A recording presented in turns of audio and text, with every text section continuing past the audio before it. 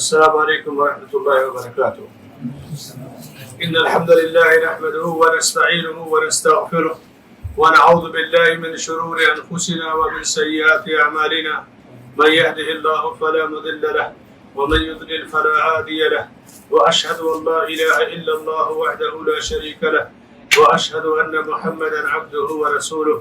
اما بعد. يا ايها الذين امنوا اتقوا الله حق تقاته ولا تموتن إلا وأنتم مسلمون. يا أيها الناس اتقوا ربكم الذي خلقكم من نفس واحدة وخلق منها زوجها وبث منهما رجالا كثيرا ونساء واتقوا الله الذي تساءلون به والأرحام إن الله كان عليكم رقيبا. يا أيها الذين آمنوا اتقوا الله وقولوا قولا سديدا يصلح لكم أعمالكم ويغفر لكم ذنوبكم ومن يطع الله ورسوله فقد فاز فوزا عظيما. وقال تعالى في مقام آخر: سبحان الذي أسرى بعبده ليلا من المسجد الحرام إلى المسجد الأقصى الذي باركنا حوله لنريه من آياتنا إنه هو السميع البصير. محترم دوستوں اور ساتھیوں، عزیزوں اور بھائیوں، اللہ کے فضل اور اس کی توفیق سے آج بروز اتوار 11 جمادی الاول 1445 ہجری مطابق 26 نومبر 2023 IIC کے سینٹر میں انبیاء کی سرزمین کا تعارف اس موضوع پہ گفتگو کے لیے ہم اکٹھا ہیں. یہ موضوع اس وقت کا حساس موضوع ہے. کون سی جگہ اللہ نے سب سے زیادہ نبی بھیجے اور وہ ایریا ایسا ہے کہ اس کے ہر گاؤں ہر بستی میں انبیاء موجود تھے. ایک وقت میں 2 3 نبی موجود تھے. کتنا پسندیدہ اللہ کا علاقہ ہے وہ علاقہ اس وقت خاک اور خون میں لت پت ہے. وہ علاقہ یہی فلسطین کا علاقہ ہے. ابراہیم علیہ السلام عراق میں تھے، پیدا ہوئے عراق میں، پلے بڑھے عراق میں. عراق سے ہجرت کر کے حجاز آئے. بیوی ہاجرہ اور بیٹے اسماعیل علیہ السلام کو مکہ میں بسایا. پہلی آبادی، ان سے پہلے مکے میں کوئی آبادی نہیں تھی. پہلے انسان، پہلا گھر وہاں پر بسا ہے مکے کا، جہاں آج 25-30 لاکھ کی آبادی ہے. دوسری بیوی حضرت سارہ اور بیٹے اسحاق علیہ السلام کو لے کر کے ہجرت کر کے شام گئے. یہ بیروت، لبنان، جارڈن، سوریہ اور فلسطین، کچھ حصہ مصر کا، یہ شام کہلاتا ہے.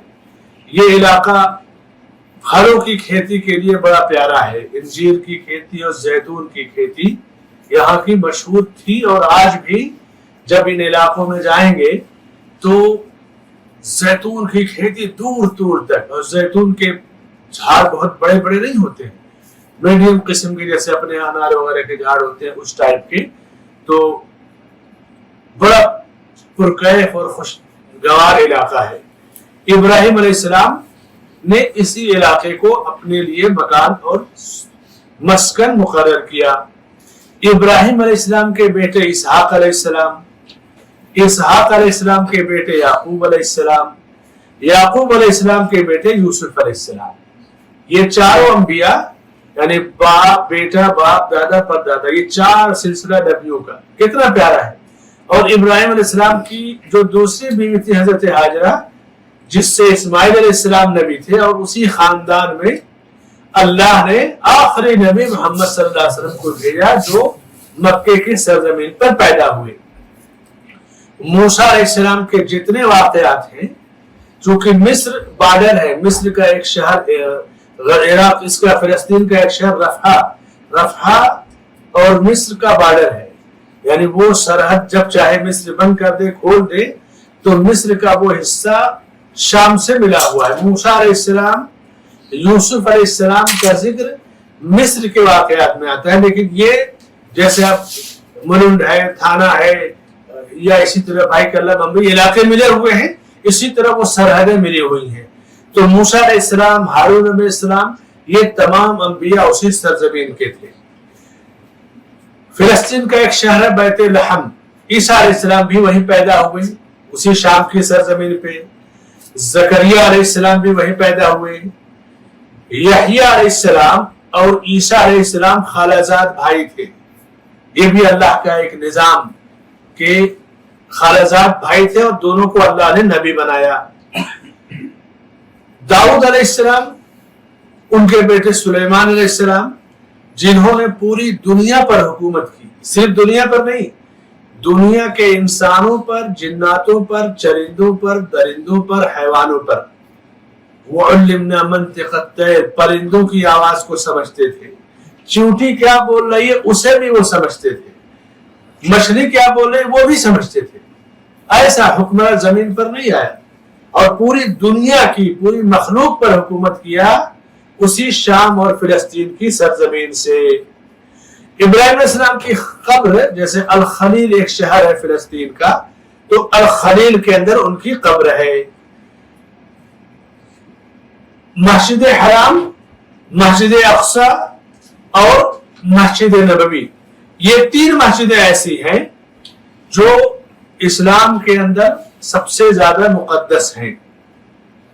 और मस्जिद अक्सा यहूदियों, ईसाइयों और मुसलमानों तीनों के यहाँ मुकद्दस है, इसलिए कि यहूद का अकीदा है कि वो मूसा अलैहिस्सलाम के पैरोकार हैं, नसारा ईसा अलैहिस्सलाम के पैरोकार होने का दावा करते हैं, और तीनों का इस सरजमीन से वालिहाना ताल्लुक है।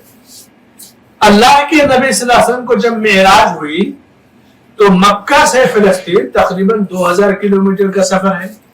अल्लाह ने आपको मस्जिद हराम से मस्जिद अक्सा की मेराज कराई और उसके बाद फिर वहां से सातों आसमान पर तशरीफ ले गए। यहूद का भी उस सरजमीन से ताल्लुक है, ईसाइयों का भी। इस्लाम ने हमें जो हुक्म दिया कि नमाज पढ़ने के लिए किसी भी मस्जिद में नमाज के लिए सफर करने की इजाजत नहीं है। जैसे आप सोचे कि चले दिल्ली की जामा मस्जिद में नमाज पढ़ने ज्यादा नेकी मिलेगी, कोई फायदा नहीं। जो अजर आपको यहाँ मिलेगा वही वहां भी मिलेगा। बंबई की जामा मस्जिद में जो नेकी है नमाज की वही यहाँ भी मिलेगी। लेकिन तीन मस्जिदें ऐसी हैं जिनमें नमाज का अजर अल्लाह ने बढ़ा दिया है और वहां सफर की इजाजत दे दी है। मसलन मस्जिद हराम काबतुल्लाह, एक नमाज पढ़ने से 1 लाख नमाज पढ़ने का सवाब मिलता है। जैसे अभी आपने बंबई में एक नमाज मगरिब की पढ़ी 3 रकात, यही नमाज आप 1 लाख बार पढ़ेंगे और काबा में एक नमाज पढ़ लेंगे, एक मगरिब, तो 1 लाख उसके बराबर। उसको यूं समझे कि बैतुल्लाह गए आप उम्रे करने, हज करने, विजिट पे, एक मगरिब की नमाज पढ़ ली आपने, तो यहाँ 1 लाख बार मगरिब पढ़ने का जो अजर मिलेगा वो वहां एक मगरिब पढ़ने का अजर मिलेगा। 1 लाख दर्जे में ज्यादा है। कहा सलातुन फी मस्जिदी अल्फ सलात, मेरी मस्जिद मस्जिद नबवी में एक नमाज 1000 के बराबर है और काबतुल्लाह में एक नमाज 1 लाख के बराबर है। जैसे मदीना आप गए तो मस्जिद नबवी में एक नमाज पढ़ेंगे तो 1000 नमाज के बराबर है। 1000 बार यहाँ मगरिब पढ़ेंगे और मस्जिद नबवी में एक मगरिब पढ़ लेंगे तो अज्र के लिहाज से दोनों बराबर है। मस्जिद अक्सा फिलिस्तीन, जिसमें एक नमाज पढ़ेंगे तो 500 नमाज का सवाब मिलेगा। यानी एक मगरिब आपने पढ़ा, इसको 500 बार अगर पढ़ेंगे और वहां एक ही बार पढ़ेंगे तो अज्र में बराबर है। या वहां एक मगरिब पढ़े, यहाँ 500 मगरिब पढ़ेंगे तो अज्र में बराबर है। ये अल्लाह ने 3 मस्जिदों को खुसूसी फजीलत दी है, मस्जिद हराम बैतुल्लाह, मस्जिद नबवी मदीना तैयबा और मस्जिद अक्सा फिलिस्तीन। याकूब अलैहिस्सलाम अल्लाह के नबी थे, इसहाक अलैहिस्सलाम के बेटे थे, इब्राहिम अलैहिस्सलाम के पोते थे। याकूब अलैहिस्सलाम ने, बाज़ार में लिखा कि याकूब अलैहिस्सलाम ने उसकी बुनियाद रखी, दाऊद अलैहिस्सलाम ने उसे फतह किया, सुलेमान अलैहिस्सलाम ने उसकी तामीर किया। इस तरह से मस्जिद अक्सा, मस्जिद हराम, काबतुल्लाह और मस्जिद नबवी, तीनों मस्जिदें इब्राहिम अलैहिस्सलाम की आलो औलाद ही की तामीर कर रहे हैं। इसीलिए यहूदी कहते कि इब्राहिम अलैहिस्सलाम यहूदी थे, ईसाई कहते थे कि इब्राहिम अलैहिस्सलाम ईसाई थे, क्योंकि जब कोई बड़ा होता है तो हर आदमी उससे अपना रिश्ता जोड़ता है ना। तो अल्लाह ने कहा कि मा कान इब्राहिम यहूदिय्यन वला नसरानिय्या वलाकिन कान हनीफन मुस्लिमा। उनके झूठ की कलई कर दी कि पोल खोल दी कि वो न यहूदी थे, नसरानी थे, न यहूदी थे न नसरानी, सच्चे दीन पर चलने वाले एक मुसलमान थे। वो न दावा तो कोई कुछ भी कर सकता है। मरियम अलैहिस्सलाम, जकरिया अलैहिस्सलाम, तारूत, जालूत और दज्जाल के कत्ल के जो वाकयात हैं हदीसों में तफसील से, वो इन्हीं सरजमीनों से मिलते हैं।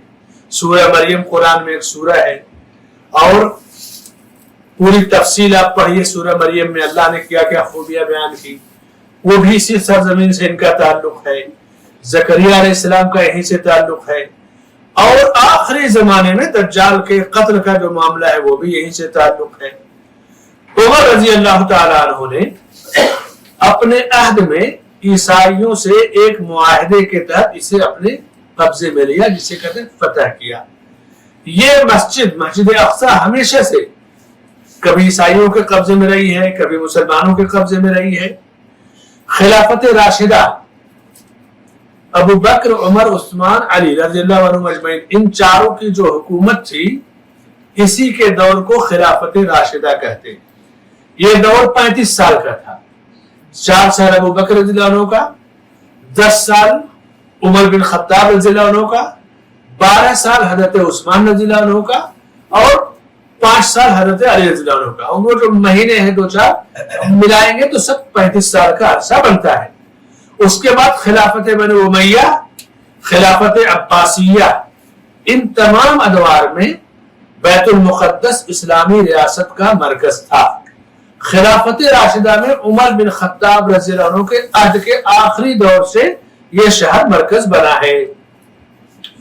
1098 ईस्वी में ईसाई नसरानी उस मस्जिद की तामीर अंबिया ने की, लेकिन जब अंबिया के रास्ते से लोग हटते गए, अभी यहूद नसारा दावा करते थे अंबिया के पैरोकार का, लेकिन ये गलत रास्ते पे थे, इसलिए कि अल्लाह के नबी सल्लल्लाहु अलैहि वसल्लम के बाद अब किसी को यहूदी या ईसाई बन करके जिंदा रहकर अल्लाह की जन्नत का रास्ता नहीं मिलने वाला है।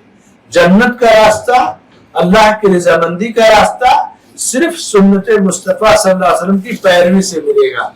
ये वाज़ेह फरमान है अल्लाह का और नबी का। 1098 में ईसाई उस पर फिर काबिज हो गए, यानी अंबिया की तामीर वगैरह के बाद, और एक मरहला चलता रहा। और फिर जब दाखिल हुए ईसाई, ये 1098 कब है? हजरत उमर बिन खत्ताब की फतह हो गई, उसके बाद तक एक जमाने तक ये मस्जिद मुसलमानों के कब्जे में थी, क्योंकि हजरत उमर रज़ियल्लाहु अन्हु की जो फतह है वो 600 ईस्वी के आसपास थी, 610-20 जो भी होता है। ईसाई जब उसमें दाखिल हुए तो फिलिस्तीन में जितनी मस्जिदें थी उन तमाम को चर्च में बदल दिया। ये मस्जिदें जो चर्च में बदली जाती हैं, मंदिर में बदली जाती हैं, इनसे मायूस नहीं होना चाहिए। इनकी तरफ देखने के बजाय अपनी तरफ देखना चाहिए कि हमारे अमल में क्या कमी, हमारे ईमान में क्या कमी, हमारी रोजी हलाल है या हराम, हमारे घरों का माहौल इस्लामी है या मुशरिकाना, हमारी तहजीब मुसलमानों की है गैर मुस्लिमों की। पहले जब अपने आप को देखेंगे ना तो वे चीजें आपको इंशाल्लाह अल्लाह ताला दुरुस्त कर देगा। फिलिस्तीन की जितनी मस्जिदें थी सबको चर्च बना दिया था, औरतों बच्चों को कत्ल कर दिया था, मर्दों को कत्ल कर दिया था। ईसाई 1098 से 1169 तक उस पर काबिज थे। उसके बाद 1169 में सलाहुद्दीन अय्यूबी रहमहुल्लाह ने उसे दोबारा फतह किया।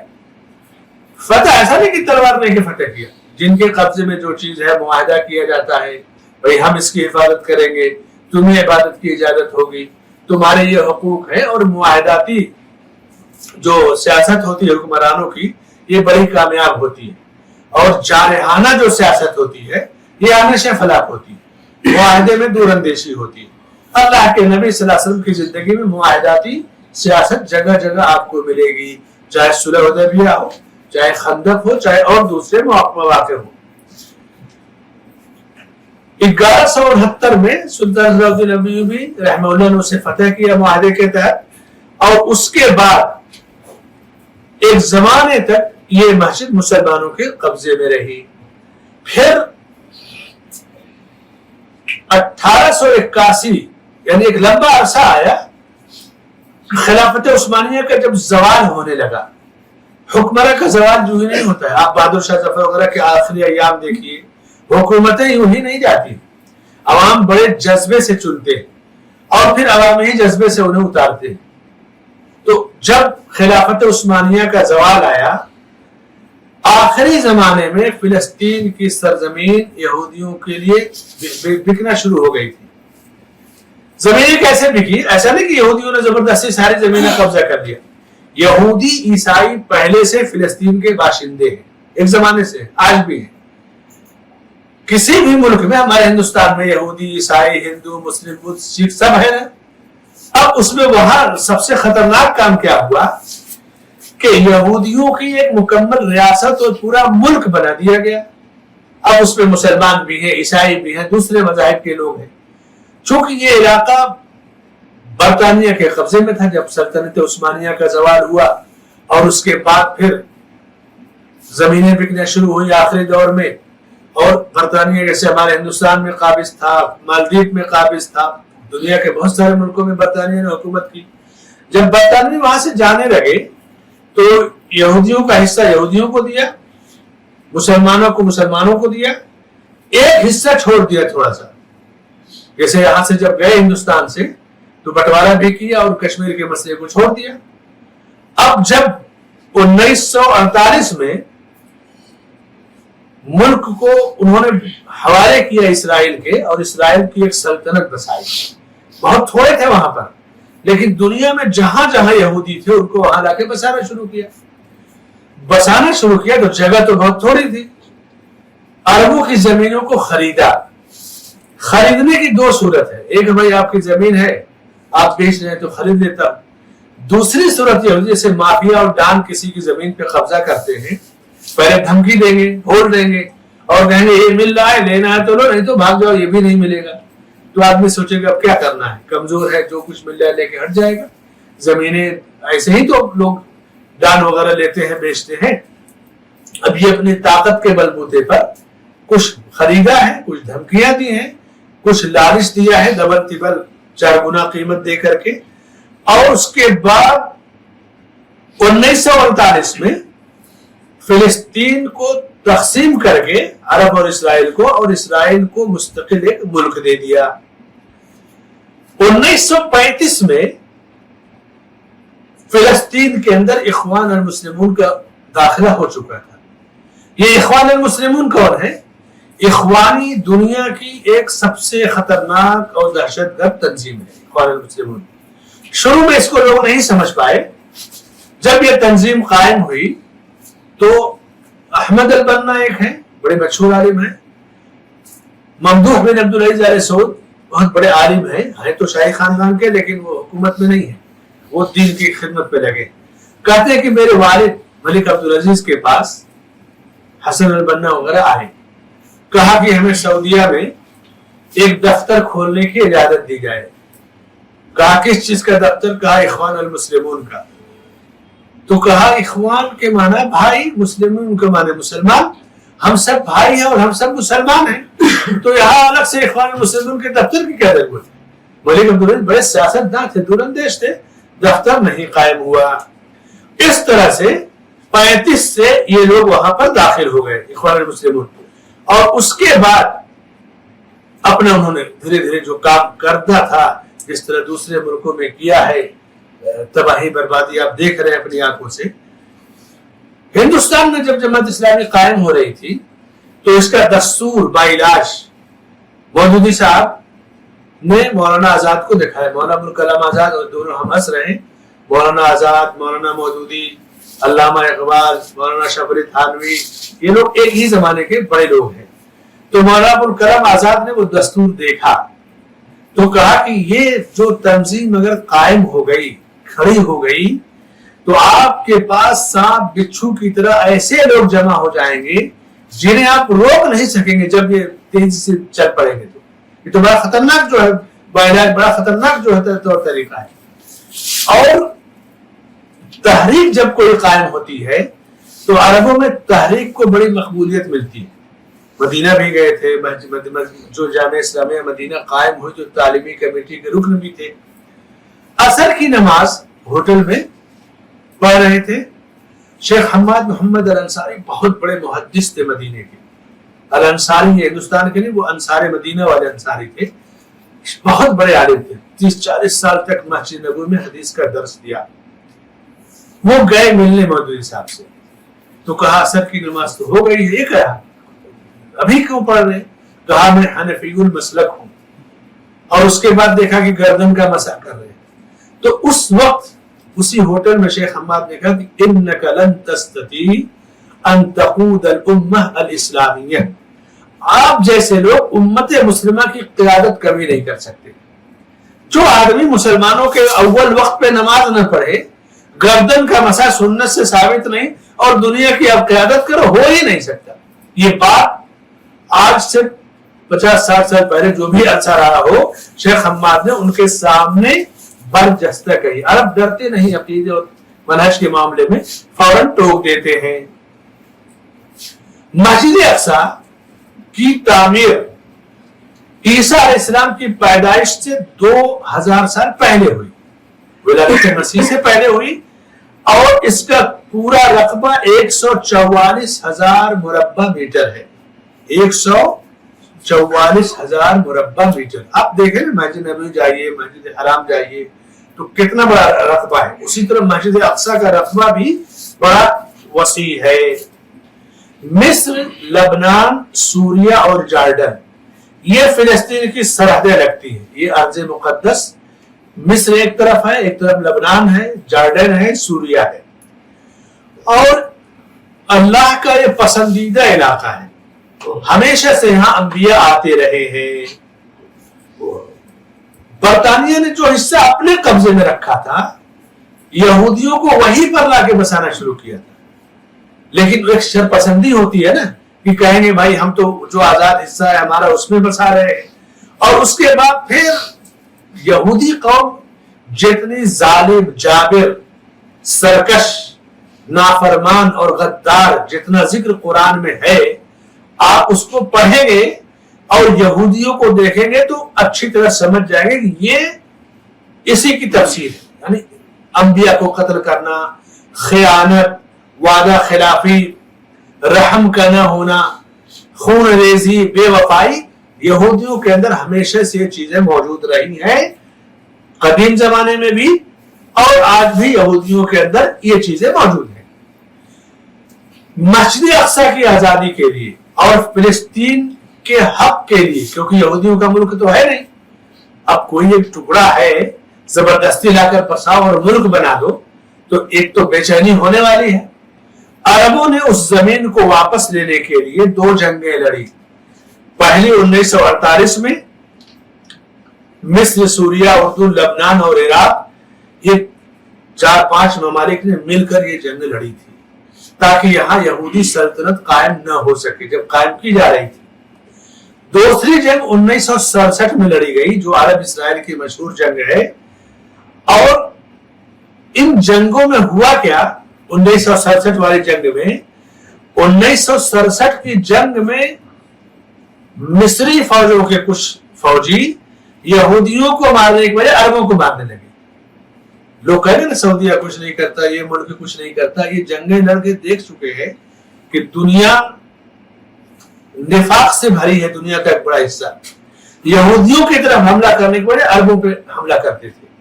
اور کئی سو، 500-600، 575 80 اس طرح عربوں کی ایک لسٹ ہے، فہرست ہے، جو عرب سے گئے تھے سعودیہ کے الگ الگ علاقوں سے اور فلسطین کی وہ 1967 والی جنگ میں شہید کیے گئے تھے. سعودی عرب نے ایک اپنا قیمتی بادشاہ ملک فیصل رحمت اللہ علیہ، ان کی بھی شہادت اسی فلسطین کے مسئلے کی وجہ سے ہوئی ہے، مسجد اقصی کی وجہ سے.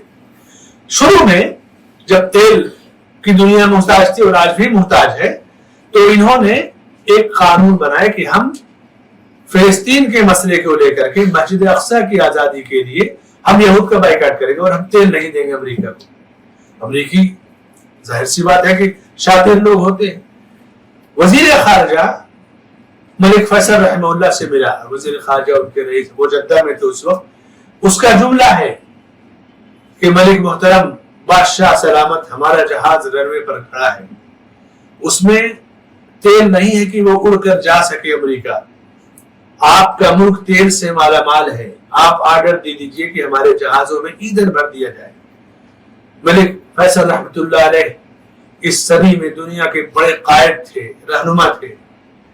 کہا کہ تمہیں جتنا تیل چاہیے لے جاؤ، جتنا چاہیے لے جاؤ، لیکن ذرا میری طرف دیکھو، میں بڑھاپے کو پہنچ رہا ہوں، عمر کے آخری مرحلے میں ہوں.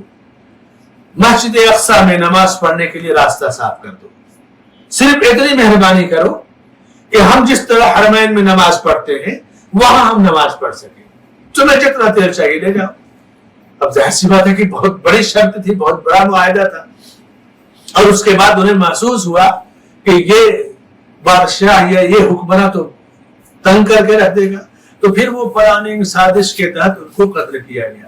شہادت کی موت مسجد اقصی کی وجہ سے ان کی ہوئی.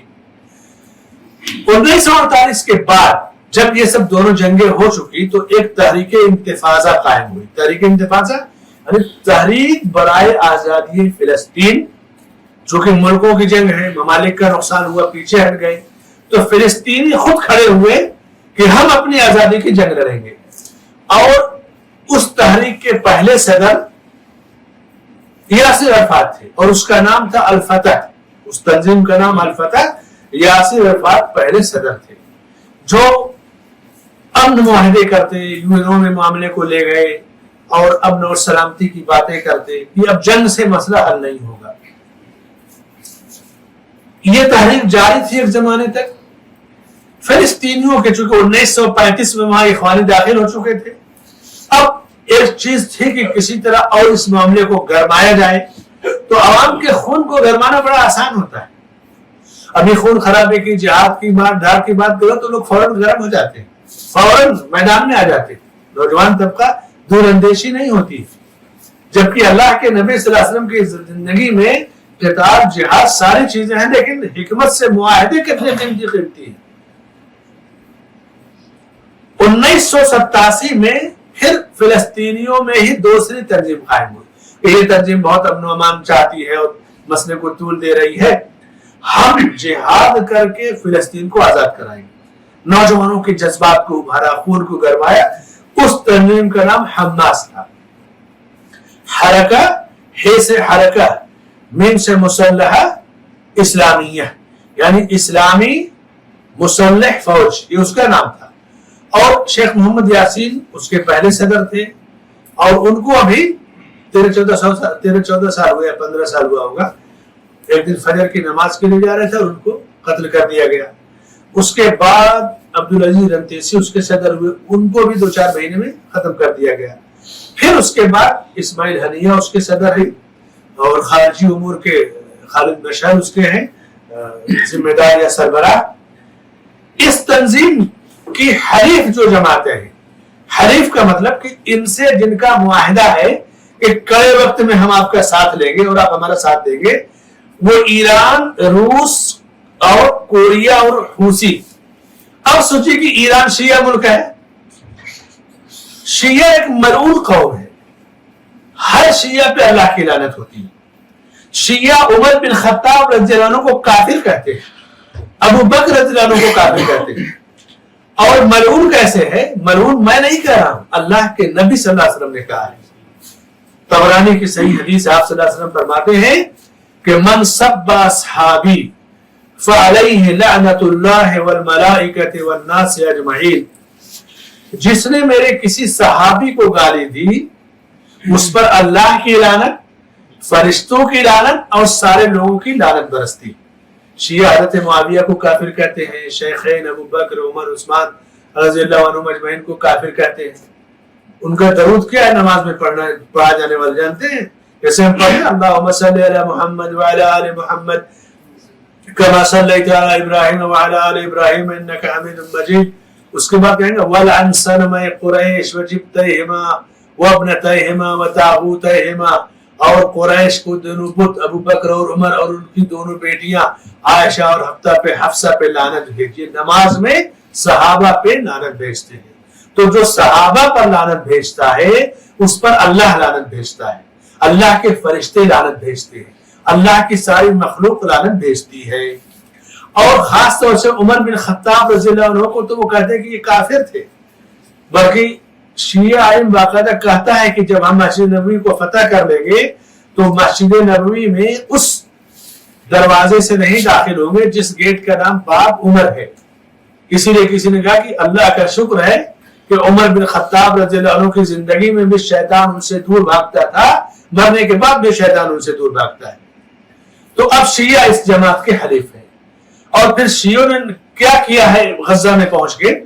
غزہ کی پوری آبادی سنی تھی اور ہے، لیکن اس وقت 3% سے 5% وہاں شیعہ ہو گئے.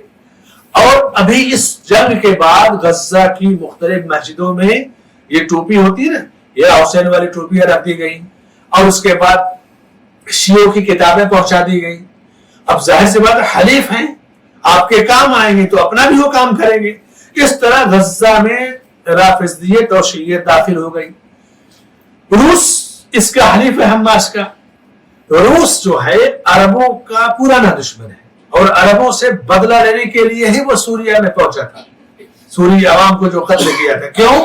روس کو توڑنے کے لیے، روس کے اقتدار کو ختم کرنے، کمیونزم کو ختم کرنے کے لیے عرب حکمرانوں نے، جب 1990 میں روس ٹوٹا ہے تو عربوں نے مضبوط جہاد وہاں پر کیا ہے اور مضبوط قربانیاں دی. روس جلا ہوا ہے. آج وہ موقع پائے روس تو فوری طور سے توڑ ڈالے، ختم کر ڈالے سب کو. کوریا کا بھی یہی معاملہ ہے. حوثی جو یمن کے اندر ہے، جو ایران کی تربیت یافتہ ہیں اور یمن کی منتخب حکومت کے خلاف، اور کبھی کبھی عربوں پر، کبھی کبھی حرمین پر، کچھ سال پہلے مدینہ اور مکے پہ میزائل مارا تھا. تو ایران، روس، کوریا اور حوثی یہ حماس کے دوست اور ساتھی ہیں. حلیف کا مطلب کہ ہم پر کوئی مصیبت پڑے گی تو ہم آپ سے بدل دیں گے. اور ظاہر سی بات ہے یہ چاروں ملک پوری دنیا کے پورے اسلام کے دشمن ہیں. یہ سب سے بڑا پوائنٹ ہے، خطرناک پوائنٹ ہے.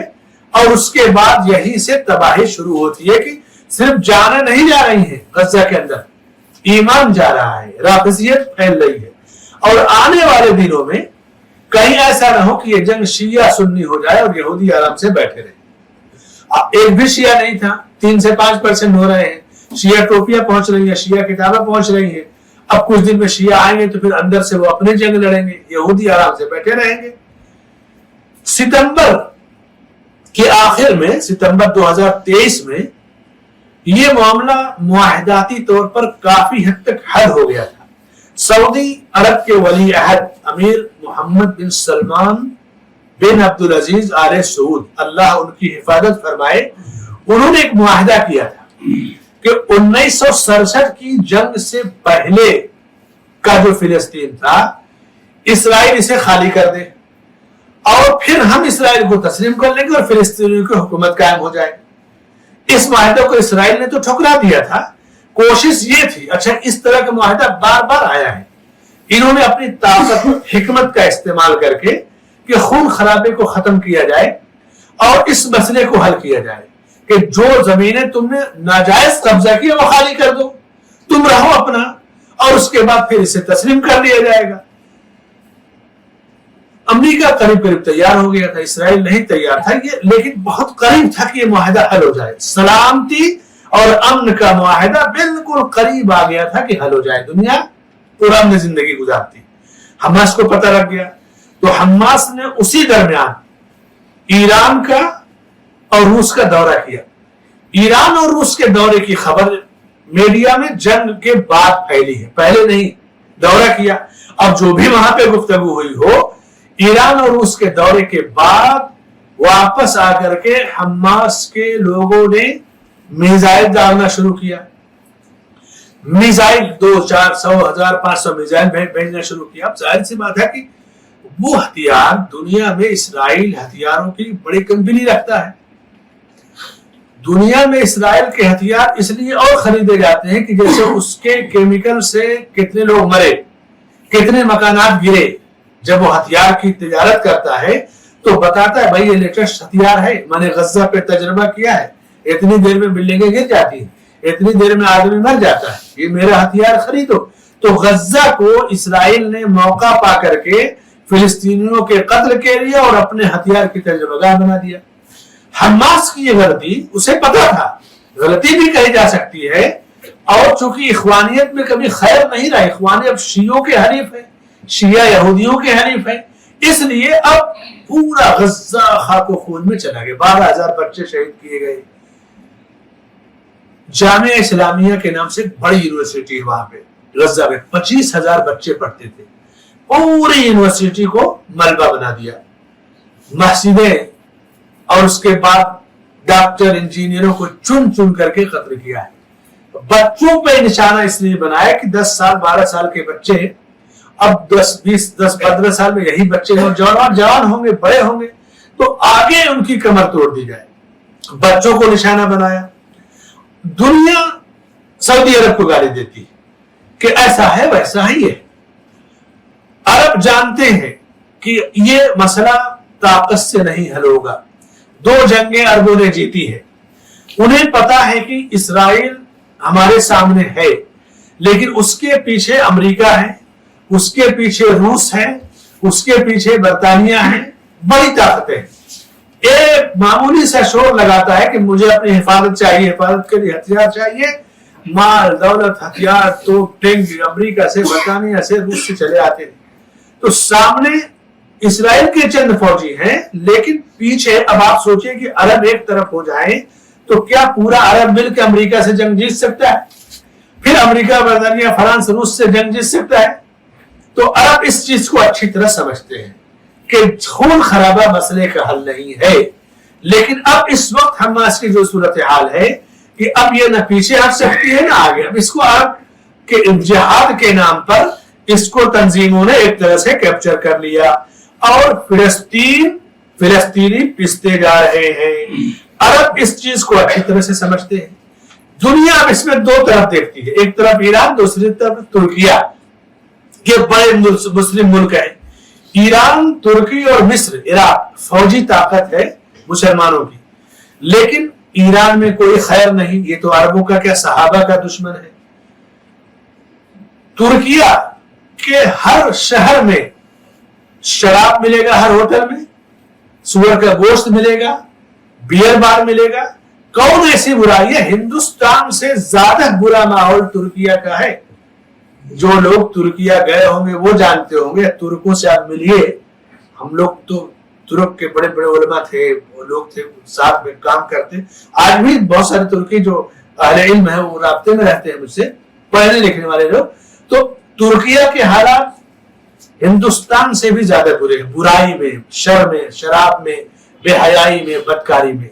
और लोग उम्मीद करते हैं कि तुर्किया करेगा। एक गिलास पानी ईरान तुर्किया गज्जा में न भेज के कहेंगे फौज भेजेगा। आपने देखा जो कुछ सूरत हाल है वो आपके सामने है, और 1967 की जंग अरबों के सामने है। वो उसको देख करके समझ रहे हैं कि पूरा अरब 10 मिनट में साफ हो जाएगा अगर इस तरह की गलती करेंगे। मिस्र में, तुर्किया में, ईरान में इसराइल का सफारत खाना कायम है। सऊदीया ने, कुवैत ने अभी तक इसराइल को तस्लीम नहीं किया है, न तो उनका सफारत खाना कायम है। लेकिन 60 से ज्यादा तिजारती मुआहदे तुर्किया के हैं। अब सोचिए कि जंग में भी तुर्किया की गैस इसराइल में आ रही थी, तुर्किया की सब्जियां, तुर्किया के जो प्रोडक्ट है इसराइल को पहुंच रहे। यानी जंग में भी तुर्किया से जो तिजारती मुआहदे हैं वो इसराइल के साथ मजबूत है। 60 कारोबारी तिजारती मुआहदे हैं। ईरान में एक शहर है अस्फहान, इसके बारे में हदीसों में है कि मेरी जब दज्जाल निकलेगा तो अस्फहान के 70,000 सबसे पहले दज्जाल की पैरवी करेंगे, यहूदी होंगे वो, और दज्जाल को मान लेंगे। ईरान के शहर अस्फहान में 20 से ज्यादा इस्राएली वजीरों के बंगले हैं, मकानात हैं, यानी रहते हैं, वो हुकूमत करते हैं इसराइल में, लेकिन उनके बाल बच्चे ईरान में रहते हैं ताकि वहां सेफ्टी ज्यादा है। इसराइली वजीरों की हिफाजत कौन कर रहा है? ईरान कर रहा है इस वक्त। और दुनिया किससे उम्मीद कर रही है कि इसराइल पर हमला करेगा? ईरान और तुर्किया से। ये दोनों इसराइल की मजबूत हिफाजत कर रहे हैं। मिस्र के अंदर मिस्री आवाम को जो गैस जितने में मिलती है उसके आधे कीमत पर मिस्र वो गैस इसराइल को देता है। मसलन गैस का एक बाटला 100 दीनार में अगर मिस्री अवाम लेती है तो 50 में वही गैस मिस्र की इसराइल को दी जाती है। इस तरह से हुक्मरानों की अंदरूनी बगावत या निफाक आप अच्छी तरह से देखते हैं, उनके सामने है। जब ये जंग शुरू हुई तो हमास के लीडरान कुछ तो एम्बुलेंस में बैठ करके दोहा कतर चले गए, कुछ ईरान चले गए और जंग से खाली हो गए, मैदान में नहीं डटे थे। अब जाकर के 2-3 दिन से आकर के टीवी पर वो खिताब कर रहे हैं। गजा की मौजूदा सूरत हाल ये है कि अब 10 साल 20 साल तक नई जनरेशन का एक तरह से खात्मा कर दिया गया। गजा इसराइल से एक तरफ मिला है, एक तरफ मिस्र से मिला है। रामल्ला एक शहर है फिलिस्तीन का और अल कुदस एक शहर है। जैसे फिलिस्तीन के बहुत सारे शहर हैं, अब अंबिया के अलग अलग शहर हैं। अल कुदस बैतुल मुकद्दस है, बैतुल लहम एक शहर है, अन्नासिरा एक शहर है। अन्नासिरा ये जो नसारा है ना, ये अन्नासिरा ही से इनका वजूद हुआ है, ये ईसाई नहीं है। ईसा अलैहिस्सलाम को अल्लाह का बेटा कहने वाले ये नासरा नसारा से है, अल्लाह ने उसी का जिक्र किया। और उसके बाद अल जलील और अल खलील ये भी फिलिस्तीन के शहर हैं। खान यूनुस ये भी फिलिस्तीन के एक शहर का नाम है। गजा की पूरी आबादी 20 लाख है और फिलिस्तीन एक तरह से मुल्क है, इसकी पूरी आबादी 1,40,00,000 है और गजा फिलिस्तीन का एक शहर है। और फिर ये जो छोटे छोटे शहर अल कुदस, खान यूनुस, बैतुल लहम, नासरा, इनकी आबादी 25-50 हजार 1 लाख शहरों के हिसाब से है। इसराइल की पूरी आबादी 93 लाख है। अब सोचिए कि सिर्फ फिलिस्तीनियों की तादाद इसराइल से ज्यादा है, 93 लाख, कहा 1,40,00,000 फिलिस्तीनी है। इसराइल छोटा सा मुल्क है, तादाद भी कम है, लेकिन उस छोटे मुल्क को जैसे आप किसी 2-4 कमजोर आदमी को कमजोर समझ के हमला करें और उसके बड़े बड़े गुंडों से ताल्लुकात हों तो फिर आपका क्या होगा? बज़ाहिर वो सामने कमजोर है लेकिन पीछे उसके गुंडे हैं। तो यही मामला इसराइल का है, बड़ी बड़ी जालिम ताकत है उसके साथ है। अल्लाह के रसूल सल्लल्लाहु अलैहि वसल्लम की एक हदीस है कि एक जमाना आएगा कि यहूदियों को मुसलमान कत्ल करेंगे और किसी दरख्त के पीछे भी अगर कोई यहूदी छुपा है तो वो दरख्त आवाज देगा, ए मुसलमान भाइया मेरे पीछे यहूदी छुपा है। लेकिन गरकत का दरख्त वो आवाज नहीं देगा, वो यहूद का दरख्त है। गरकत दरख्त का नाम है, जैसे आम है, इमली है, अनार है। तो गरकत का दरख्त इसराइल में इस वक्त यहूदी अपने घरों के पास लगाते हैं, जहां उनके बैठने उठने के मकानात हैं, वहां गरकत का दरख्त लगाते हैं। फरमान किसका है? अल्लाह के नबी सल्लल्लाहु अलैहि वसल्लम का। ईमान किसका? कौन रख रहा है? यहूदी। उन्हें पता है कि अल्लाह के नबी नबी बरहत आज गरकत का दरख्त लगाते हैं। 2 वाकयात आप सुनिए, उसी पे गुफ्तगू खत्म करता हूं। पहला वाकया, अल मुज्तमा कुवैत का अखबार है, काफी पहले उसने ये रिपोर्ट छापी थी कि इस्राएली पार्लियामेंट में 2 अरब मुसलमानों को कैद करके पेश किया गया। वो दिन की दावत दे रहे थे, तबलीग कर रहे थे, तो पकड़ा गया और पेश किया गया कि ये देखिए आके तबलीग कर रहे हैं। तो इस्राएली जो वजीर थे उन्होंने पूछा कि अच्छा आप दावत दे रहे हैं तो किस चीज की दावत दे रहे हैं? दावत की तो बहुत सारी शक्लें हैं ना, आप क्या बुलाते हैं, किस बुनियाद पे? कहा हम लोग कुछ नहीं, सिर्फ कुरान और हदीस पेश करते हैं, बस। इस्राएली वजीर कुर्सी से उठ गया, कहा कुरान और हदीस ये तो वो रास्ता है जो मुसलमानों को अबू बकर और उमर के रास्ते पर लेके जाएगा, सीधे उनसे जोड़ देगा। इस मुल्क में कुरान और हदीस की दावत की इजाजत नहीं, उसके अलावा जो भी दावत देना चाहो तो, मगर इस दावत को तुम नहीं दे सकते। शेख अल-अल्बानी नासिरुद्दीन अलबानी रहमतुल्लाह अलैह बाहयात थे, उनके पास शागिर्द गए और ये वाकया बयान किया तो कहा कि ऐ सलफियों खुश हो जाओ, ये वो सच्चाई है जिसे दुश्मन ने जान लिया है। आज कहेंगे ना कि सऊदिया एजेंट है, अहले हदीस एजेंट है, वहाबी एजेंट है इस्राइल की, वो ये इस्राइल की रिपोर्ट दे रहा हूं। इस्राइल ने कहा कि कुरान और हदीस को छोड़ करके دوسری کوئی بھی دعوت دینا چاہو تو اس ملک میں اجازت ہے، قرآن اور حدیث کی نہیں. یہ پارلیمنٹ کے اندر کا واقعہ ہے. اب آپ اندازہ لگائیے کہ ایجنٹ کون ہے اور ابو بکر اور عمر رضی اللہ عنہ کے راستے پہ لے جانے والے دعوت کیا ہے. یہ دشمن کے قلعے سے یہ رپورٹ آئی. دوسرا واقعہ یہ بھی اسرائیل کا ہے، اس کو بھی المجتمع نے شائع کیا تھا بہت پہلے. ایک مرتبہ ایک اسرائیلی وزیر نے فلسطین کے ایک اسکول کا دورہ کیا. جب کوئی منسٹر آتا ہے کسی اسکول میں، قالین بچھائی جاتی ہے، پھول مالے اور جھنڈیاں لگتی، پروگرام ہوتے ہیں، وزیر آتے ہیں تو پروٹوکول ہوتا ہے. تو وزیر تھا، پروٹوکول دیا گیا، سارے بچے ہاتھ ملا رہے ہیں، پرائز لے رہے ہیں، گفٹ لے رہے ہیں. منسٹر صاحب ظاہر سی بات ہے اسی لحاظ سے خوشی کا ماحول ہوگا. ایک بچہ دور کھمبے کے پاس کھڑا تھا، اداس، نہ لائن میں لگا، نہ گفٹ لے رہا ہے، نہ مسکرا رہا ہے، نہ تصویر کھینچا رہا ہے، کچھ نہیں. اسرائیلی وزیر اپنی کرسی سے، اسٹیج سے گھوم کر کے آیا اس بچے کے پاس. دیکھیے، ملک چلانا، حکومت چلانا الگ چیز ہے. یہودی ملعون ہیں، لعنت ہے ان کے عقیدے ایمان کی وجہ سے، لیکن دنیا کے معاملے میں دور اندیشی دیکھیے.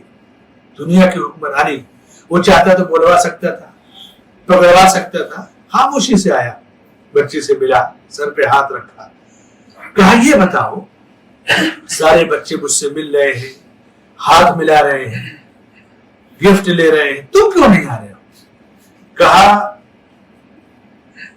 مجھے میری ماں نے سبق سکھایا، میری والدہ نے، کہ یہودی ظالم ہے، غاصب ہے، ہماری زمینوں پہ زبردستی قبضہ کیا ہے، ہمارے قبلہ اولا پہ قبضہ کیا ہے، اور انہیں یہاں سے بھگانا ضروری ہے. تو میں تم سے کیوں ملوں گا؟ جب تک میں تمہیں فلسطین سے بھگا نہیں دوں گا تب تک میں چین سے نہیں رہوں گا. سوچئے، جرات دیکھیے چھوٹے سے بچے کی.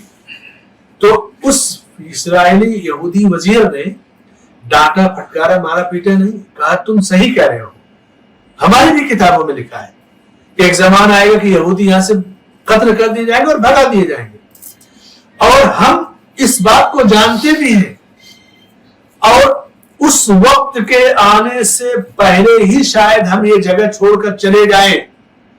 لیکن اس وقت جو مسلمان ہوں گے جن سے ہمارا واسطہ پڑے گا، وہ موجودہ دور کے تم جیسے مسلمانوں کی طرح نہیں ہوں گے. ان مسلمانوں کی فجر کی نماز کی صفحہ ایسے ہی ہوں گی جیسے جمعہ کی نماز میں ہوتی. جب ہماری فجر کی نماز میں مسجدوں میں مصلی جمعہ کی طرح ہوں تو یہ مسلمانوں کی بیداری کی علامت ہے، اور پوری دنیا سمجھ جائے گی کہ مسلمان بیدار ہے. ابھی قوم سو رہی ہے، تو وہ اس یہودی کا یہ جواب پوری دنیا کے مسلمانوں کے لیے سبق ہے. آپ لان تان کریں، سیاسی گفتگو کریں، اپنے اعمال کو تو دیکھیے. ایک گھر میں اگر 5 فیملی ہے، ایک دو بڈھے وغیرہ مسجد میں آ جاتے ہیں، جوان بیٹے سوئے رہتے ہیں، جوان بہویں سوئی رہتی ہیں، ہمت نہیں کہ انہیں جگا دیں، اور خواب دیکھتے ہیں فلسطین آزاد کرانے کا، گاڑی دیں گے سعودی عرب کو. اپنے گھر کی صورتحال کو دیکھیے. شیطان کانوں میں پیشاب کرتا ہے سب کے. حدیث میں ہے نا کہ جو شخص سویا رہے، نماز نہ پڑھے، تو شیطان اس کے کان میں پیشاب کرتا ہے. تمام کے گھروں میں کانوں میں شیطان پیشاب کرتا ہے. اس کو آپ دیکھیے پہلے. فلسطین تک کہاں پہنچ رہے ہیں؟ عربوں کو آپ کیا گالی دے رہے ہیں؟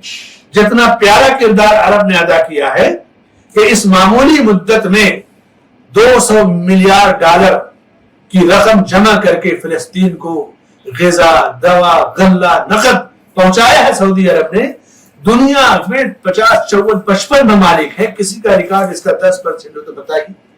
ایک گلاس پانی دینے کا تو ایران کا ریکارڈ نہیں ملتا ہے. جنگ میں ترکیہ ایک بوتل پانی دینے کا ریکارڈ نہیں ملتا ہے. گالی آپ سعودیہ کو دیں گے. امیدیں جو ہے ترکیہ اور ایران سے رکھیں. سچائی کو جانیے، سچائی اور حقیقت کو جانیے.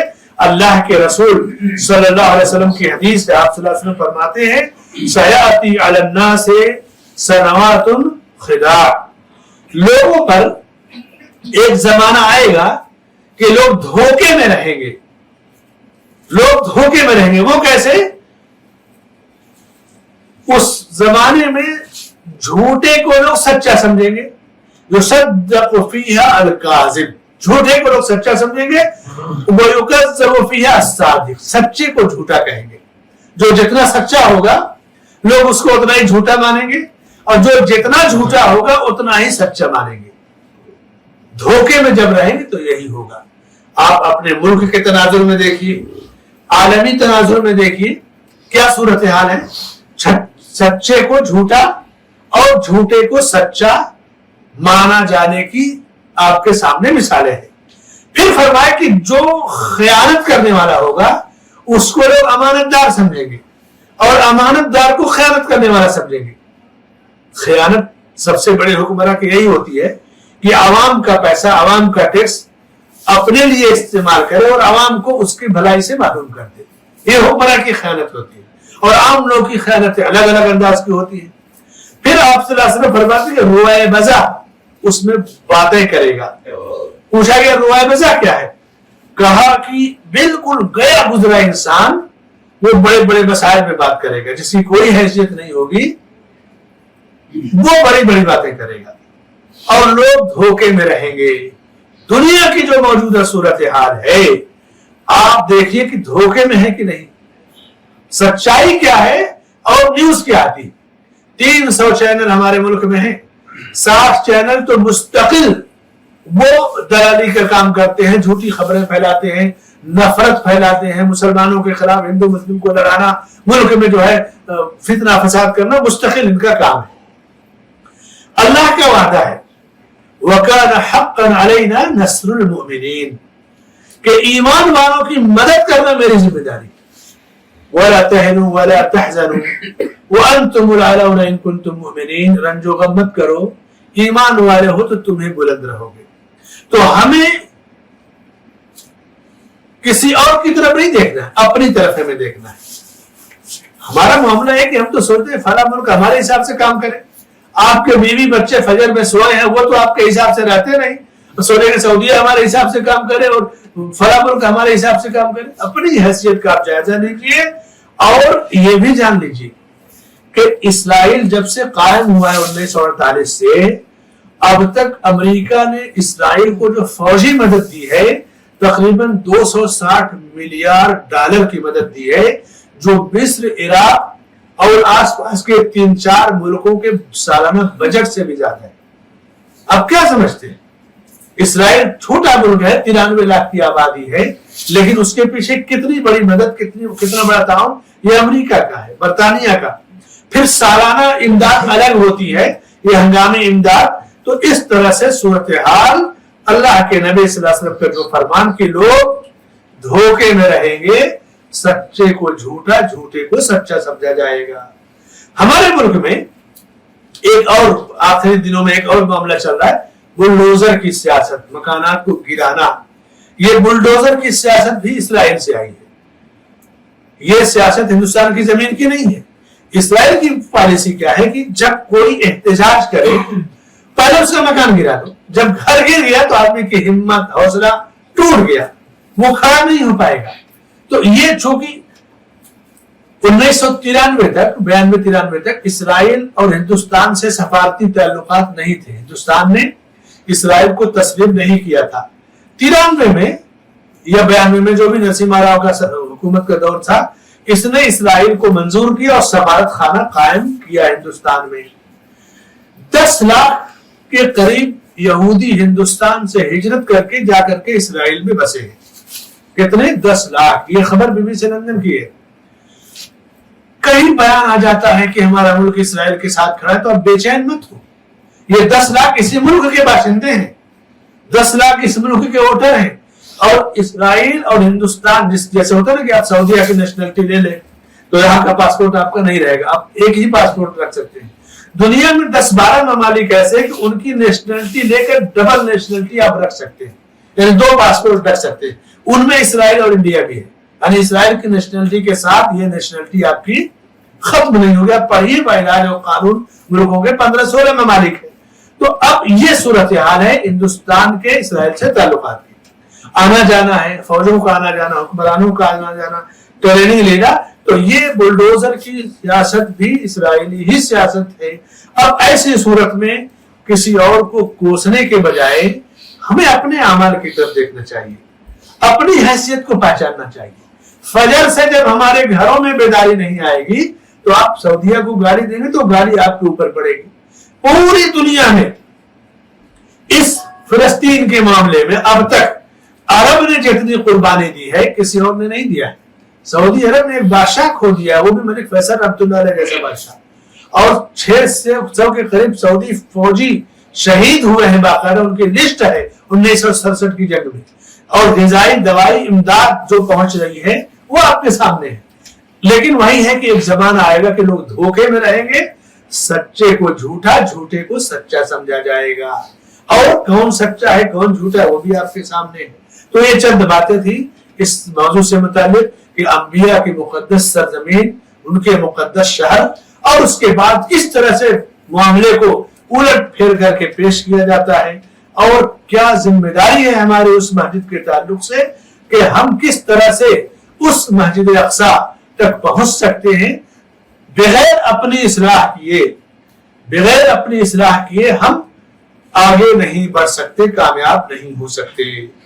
وہ ڈاکٹر سچر کی سچر کمیٹی کی جو رپورٹ آئی نا کہ مسلمان آدیواسی اور جنگلوں میں رہنے والوں سے بھی بدتر ہیں تعلیم کے معاملے میں, کسی نے اس پر نوٹ لگایا ہے کہ اگر ڈاکٹر سچر چونکہ جج سے کورٹ کے, اگر وہ مسلمانوں کی شادیوں میں چلے جاتے اور شادیاں اٹینڈ کر لیتے تو رپورٹ چینج کر دیتے کہ جو فضول خرچی, جو بے حیائی اور جو ہائی فائی جو سلسلہ ہوتا ہے وہ دیکھ کر دنگ رہ جاتے کہ چھوٹے چھوٹے شہروں میں 1-1 کروڑ لوگ شادیوں پہ خرچ کرتے ہیں. چھوٹے شہروں میں 60-70 لاکھ روپے جو ہے 2-4 گھنٹے کے پروگرام میں خرچ کیے جاتے ہیں, اور دعویٰ کریں گے فلسطین آزاد کرنے کا, گالی دیں گے عربوں کو, اور فجر چھوڑ کر کے سوئیں گے. گھروں میں شیطان پیشاب کر رہا اس کی فکر نہیں. میرے بھائی اور دوستو, اپنے اعمال کا جائزہ لیجیے. انبیاء کی مقدس سرزمین سے محبت ہونی چاہیے, ایک تمنا ہونی چاہیے, لیکن ہم یہاں رہ کر کے سوائے دعا کے اور کوئی کام نہیں کر سکتے. ہم فلسطینیوں کے لیے اور دنیا کے سارے مظلوموں کے لیے سچے دل سے اللہ سے دعائیں کریں کہ اللہ تعالیٰ ان کی مدد فرمائے. ایک اور چیز جو آخری بات ہے آج کی, کہ فلسطین میں 12-15 ہزار لوگ شہید ہوئے, وہ شہادت کی موت ہے. اس لحاظ سے حادثہ ہے, نقصان ہے, مگر اس لحاظ سے 12 لاکھ مسلمان خوش ہوتے ہیں کہ انہیں شہادت مل گئی.